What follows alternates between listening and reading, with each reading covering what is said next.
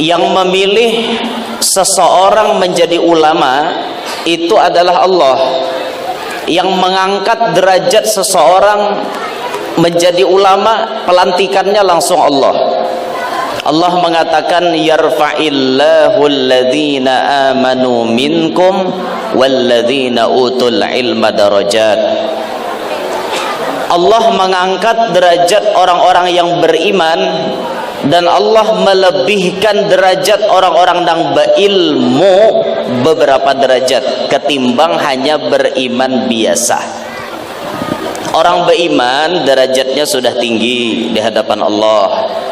Kalau beriman plus berilmu pengetahuan, maka derajatnya ditingkatkan lagi oleh Allah. Nah, yang melantik ini Allah. Nah, sehingga dikatakan oleh Al-Imam Abdullah bin Abbas radhiyallahu taala anhuma wa ardahuma, kata beliau, darajatul ulama'i fauqal mu'minina bisab'i mi'ati darajatin. Derajat orang alim di atas derajat orang nang beriman biasa-biasa saja itu 700 derajat. Bedanya 700 derajat antara orang beriman biasa dengan orang beriman plus berpengetahuan agama, itu 700 derajatnya. Ma bainad darajatain khamsu mi'ati amin. Di antara satu derajat dengan derajat yang lain itu perjalanan 500 tahun. Jadi mun kita bahasakan dengan bahasa kita, sulit antara orang beriman biasa hendak mencapai menyamai derajat ulama. Sulit ya. Jauh perbedaannya antara orang beriman biasa dengan orang beriman yang dipilih oleh Allah jadi ulama. Jauh benar derajatnya. Jauh, sangat-sangat jauh. Nah, maka dari itu tatkala kita melihat ada ulama baik yang hidup maupun yang sudah meninggal dunia, kita ambillah manfaat kepada beliau-beliau. Kita ambil manfaat. Yang hidup kita petik ilmu-ilmunya. Yang masih ada di dunia ini kita datangi majelisnya, kita minta doanya. Jangan kada dijaga adab lawan ulama. Orang-orang wayah ini tada hulu bapoto daripada minta doa. Ini orang wayah ini. Sampai-sampai ada seorang habib dari Hadramaut, beliau mengatakan, saya aneh menyaksikan kehidupan orang-orang sekarang. Ketika bertemu dengan ulama, dia tidak lagi minta nasihat. Tidak minta nasihat, tidak minta doa, tapi yang dipinta, beb, kawalah bapoto. Mestinya tatkala kita baparak lawan tuan-tuan guru, baparak lawan orang alim, di nomor satu kan minta nasihat dan minta doa. Habis itu kalau diizini hanya bapoto. Paham? Ini bapoto berdahulu minta nasihat kada. Nah, jangan kayak itu. Lah, nih jaga baik-baik. Ini kita lawan ulama yang masih hidup. Kalau yang sudah meninggal dunia, kita ambil keberkahan beliau. Sebab beliau-beliau ini orang yang dipilih Allah, hidupnya berberkah, meninggalnya pun masih berberkah. Bahkan mendatangi makom-makom mereka itu pahalanya luar biasa. Pahalanya luar biasa benar pahalanya tuh. Ada tuh pahalanya berziarah wan orang alim lah, ulun kada ingat bang. Ada dalam kitab Tanqihul Qaul Al-Hasis tuh. Bila kita mailangi orang alim yang sudah meninggal dunia, satu huruf Al-Quran yang kita baca diberi gedung di dalam sorga. Kalau kada khilaf kayak itu, coba buka kena di Tanqihul Qaul Al-Hasis, Syarah Lubabul Hadis. Meninggalnya mereka masih membawa barokah. Bahkan banyak di antara ulama-ulama kita, bil khusus di Kalsel ini, yang menjadi kunci-kunci khusus yang Allah letakkan kepada mereka. Ada misalnya ulama-ulama yang dijadikan untuk terbukanya futuh. Bilanya kita nih lambat menangkap ilmu, kada tapi pendapatan belajar ilmu, coba kita datangi makomnya beliau, kita berdoa di tempatnya beliau, kita bertawassul di wadah sidin, insya Allah dibukakan Allah futuh. Ada ulama kelas-kelasnya yang macam itu. Ada ulama yang misalnya diberi Allah Ta'ala menjadi kunci pembuka, bila orang hendak jadi pejabat nyaman ke situ, tawassulnya ke situ, datangi. Itu ulama-ulama yang sudah meninggal masih membawa keberkahan. Inilah ulama, inilah orang-orang alim. Nah makanya sampai Nabi SAW menyebut dalam sabdanya yang mulia, akrimul ulama, muliakanlah para ulama, fa innahum surujud dunya wa masabihul akhirah. Karena mereka ulama ini menjadi lampu di dunia, menjadi penerang di akhirat. Inilah para ulama. Semakin banyak kita berkenalan lawan tuan guru, semakin banyak pula insya Allah yang akan memberi syafaat kita di hari kiamat. Karena ada 3 yang disebutkan memberi syafaat di hari kiamat itu. Yang pertama al-anbiya, summa al-ulama, summa syuhada. Kalau kita lawan nabi-nabi, kita kada kenal, kita kada suah bertamuan lawan nabi-nabi, kada suah berpinanduan wan nabi-nabi. Tapi kalau dengan ulama, alhamdulillah, kita bertamuan dengan guru kita bertamuan dengan habaib-habaib kita. Siapa tahu di antara mereka yang kita kenal ini di akhirat kaina ada nang menulungi kita. Makanya makin banyak berkenalan dengan ulama makin bagus. Makin bagus pian. Kenal dengan ulama fulan, kenal dengan ulama fulan, kenal dengan habib fulan, kenal, banyak kenal. Harapannya mudah-mudahan di akhirat pun dikenal oleh beliau-beliau. Itu. Banyaki berkenalan lawan ulama-ulama. Jangan terbalik ini berkenalan lawan artis. Lawan artis mana-mana aja patuh taros sidin. Patuh taros lawan artis. Hati-hati. Almar'u ma'aman ahab. Seseorang dikumpulkan lawan orang nang dicintainya. Hati-hati mun rancak nang artis saja, hati-hati di akhirat kena. Mun di dunia ini nyaman pang lawan artis. Mun di akhirat wallahu alam. Apakah bisa bahagia atau kada, wallahu a'lam bissawab. Nah makanya banyak kita ini mengenali para ulama-ulama kita. Orang yang menjadi ulama kada semudah membalik telapak tangan. Orang jadi tuan guru kada semudah membalik telapak tangan.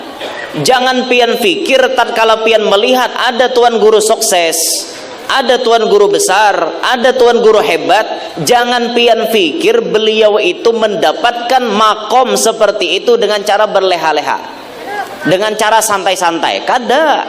Tapi mereka bermujahadah penuh dengan perjuangan mendapatkan itu. Nah makanya yang penting pian kaji itu, man nadhara ila bidayatir rijali sara siddiq. Apabila kita nih orang nang maitihi bidayahnya seseorang, maka ia akan menjadi siddiq. Awal-awal perjalanan sidin sebelum jadi orang besar itu yang dikaji. Ini akan membuat kita jadi orang yang hebat, jadi orang siddiq. Kita bisa mencontoh kayak apa sidin. Itu nanti dikaji tuh. Jangan sudah melihat sidin sukses, bahnya nyamannya kayak sidin tuh, bah nyamannya kayak sidin tuh. Sebelum sidin kayak itu, sidin kayak apa? Itu harus kita kaji. Kita kaji bujur-bujur supaya kita bisa menelaah bagaimana perjalanan hidup beliau-beliau. Dan kita teliti, ternyata ulama-ulama yang sukses itu pasti awal-awal kehidupannya susah, kada nyaman, dicaci maki, difitnah, jadi makanan setiap hari. Itu perjalanan mereka sebelum jadi ulama, sebelum jadi ulama besar, sebelum jadi orang hebat. Mereka itu digojlok habis-habisan. Lihat Rasulullah SAW. Karena Nabi kita ini dipilih jadi Nabi yang paling hebat, jadi Nabi penutup para Nabi dan Rasul. Bahkan makhluk manapun kadada nang kawa meninggi atau menyamai gitu. Makhluk manapun kadada nang kawa menyamai derajatnya dengan derajat Nabi Muhammad SAW. Bahkan malaikat pun kalah dengan derajatnya Nabi Muhammad. Apapun kalah dengan derajatnya Nabi Muhammad. Mulia Nabi Muhammad. Orang sehebat Nabi Muhammad, apakah ujiannya kadada? Malah ujiannya lebih berat daripada nabi-nabi yang lain.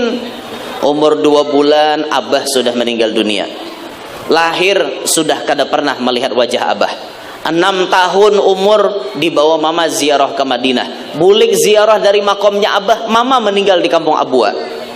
Bayangkan kada umah.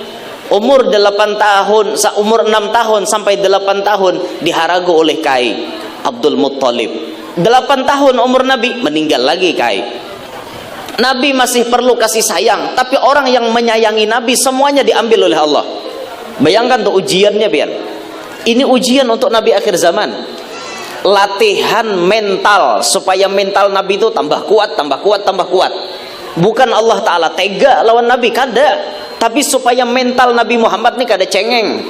Mental Nabi itu kuat, menghadapi kenyataan apapun Nabi bisa. Diuji mulai lagi halus. Diharagu oleh paman Abu Talib. Jakanya paman orang sugih nyaman, paman Nabi sederhana. Nabi pun umpat membilupah, maharagu kambing, malalahakan kambing, menggembala kambing, terus mengginii paman. Sampai umur 25 umpat mendagangkan dagangan Sayyidah Khadijah. Perjuangan Nabi Muhammad mulai ada titik bahagia ketika bersama Sayyidatina Khadijah. Mulai ada titik bahagia. Tapi umur 40 Nabi dilantik jadi Rasul, malah tambah berat ujiannya Nabi. Datang-datang ke Makkah, ya ayyuhan nas ubudullah wa la tusyriku bihi syai'an. Manusia, sembahlah Allah, jangan mensyirikkan Allah sedikit pun. Ditentang habis-habisan oleh orang-orang kafir Quraisy. Apa ikam ni Muhammad datang ke sini bisa-bisa. Tuhan kami tatap Tuhan nang bahari, Lata Uzza Mana Hubal. Itu Tuhan kami bahari. Ikam datang bisa-bisa madahkan Allah, Allah, Allah. Apa ini disariki orang, dicaci maki orang, disambati orang, disakiti orang, itu diterima semuanya dengan lapang dada oleh Nabi Muhammad sallallahu alaihi wasallam. Sampai akhirnya kita menemukan catatan sejarah 23 tahun cuma waktu Nabi berdakwah, pengaruhnya sampai ke pelosok-pelosok dunia. Nabi mana yang ada dakwahnya sesingkat itu tapi bisa diterima di pelosok-pelosok dunia? Cuma Nabi kita Muhammad sallallahu alaihi wasallam. Keberhasilan Nabi Muhammad itu didapat bukan dengan santai-santai, tapi Nabi diuji terus oleh Allah. Akhirnya mentalnya tambah kuat, derajatnya tambah naik, tambah naik, tambah naik. Itu contoh daripada Nabi Muhammad. Demikian pula ulama-ulama kita. Lihat ulama-ulama kita. Ulama-ulama kita yang sukses dulu-dulunya sakitnya luar biasa. Macam Abah Guru Sekumpul, sukses. Tapi lihat sejarah beliau sebelum itu. Waktu mudanya nang kayak apa, nuntut ilmunya macam mana. Sampai juara 1 kada naik ya Pak kisahnya. Adalah juara 1 kada naik. Lah Abah Guru Sekumpul contohnya. Juara 1 tapi kada naik. Jika juara 1 mulai belegang kada naik, wajar. Artinya ringkeng paampihan. Ini juara 1 mulai muka. Juara 1 tapi kada naik. Abah Guru nak mengalaminya. Bayangkan pian. Macam-macam ujian itu dan ini diterima beliau, caci maki, fitnahan diterima oleh beliau. Akhirnya beliau jadi orang sukses. Coba kita belajar melihat itu. Kenapa Sidin sukses? Oh ini. Nanti gawi Sidin. Bagaimana menuruti perjuangan beliau itu luar biasa. Abuya Al-Habib Hasan bin Ahmad Baharun berhasil. Sekarang pondoknya jadi pondok besar. Memiliki santri kurang lebih 15 ribuan. Kurang lebihnya banyak. Dulu-dulu uyuh Sidin maulah pondok, uyuh mengganali pondok, gali lubang tutup lubang untuk membesarkan pondoknya beliau. Diuji oleh Allah macam-macam ujian. Tahu tang tuh hari-hari gali lubang tutup lubang, ujian daripada membangun pondok. Berdakwah Sidin ke pedalaman-pedalaman masuk. Berat perjalanan Sidin berdakwah bahari. Sebelum namanya dikenal, beliau dakwah ke pelosok-pelosok. Sampai dakwah ke pelosok itu membawa salon sorangan, membawa speaker, membawa sound system sorangan, membawa hijab, membawa tirai sorangan, gasan memisah antara jamaah laki-laki dan bini-bini supaya tidak ada ikhtilat di dalam majelis. Itu dilakukan oleh Abuya Al-Habib Hasan Baharun. Perjuangannya berat, masuk ke pedalaman tuh. Masuk sini ke pedalaman, bawa sorangan supaya kada mengalihi umat Nabi Muhammad. Malam ini mun kaya ulun masuk mengalihi orang, Bang. Karena waktu hanyaran baca ramah sudah bermain ngomen-ngomen urusan son. Abuya Al-Habib Hasan kada, sidin membawa son sorangan. Tujuan sidin apa? Memudahkan umat Nabi Muhammad, kada merepoti umat Nabi Muhammad. Jadi orang kampung tuh kan jarang memperhatikan ayo kayak apa menukar son bahari ngaleh, maka Abuya dari kota membawa son ke pedalaman. Itu niatnya menyamani umat Nabi Muhammad sallallahu alaihi wasallam. Han belajar tuh kita ke itulah, menyamani umat Nabi Muhammad sesuai dengan profesi kita masing-masing. Kita berilmu nyamaniakan umat Nabi Muhammad mendapati ilmu. Bahkan ada ulama yang bermimpi, orang soleh di zaman ini bermimpi bertemu Nabi Muhammad sallallahu alaihi wasallam. Nabi menyebutkan ada dua yang paling aku sukai di zaman ini, kata Nabi. Ada dua yang paling aku sukai di zaman ini. Satu, orang yang memberi makan rohani umatku. Memberi makan rohani berarti bubuhan ulama, bubuhan tuan guru nang berdakwah, menyampaikan ilmu, memberi makan rohani umat Nabi Muhammad, menyampaikan ilmu fikih, ilmu tauhid, ilmu tasawuf, ilmu macam-macam. Ini termasuk gawian yang paling menyenangkan hati Nabi Muhammad sallallahu alaihi wasallam. Maka beruntunglah orang-orang yang dipilih Allah jadi ulama, beruntunglah anak-anak pian yang dipilih jadi ustad, beruntunglah anak-anak pian, menantu-menantu pian yang dipilih oleh Allah jadi guru-guru di pondok pesantren. Ini termasuk orang-orang yang dikatujui oleh Nabi Muhammad. Aku, kata Nabi, paling senang di zaman ini melihat ada orang memberi makani umatku dengan makanan rohani. Yang kedua, kata Nabi, aku paling senang melihat orang yang memberi makan jasmani umatku.